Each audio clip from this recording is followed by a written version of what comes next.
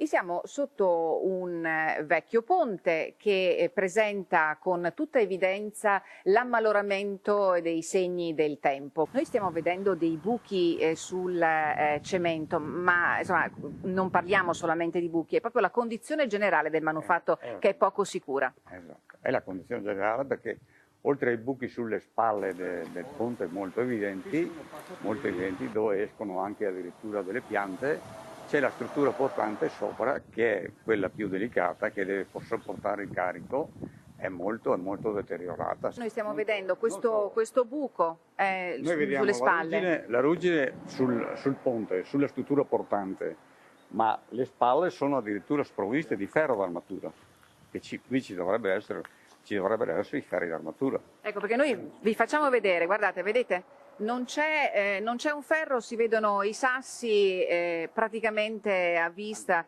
La sicurezza di questa zona è stata segnalata, la competenza è di Veneto Strade? La competenza è di Veneto Strade. Al di là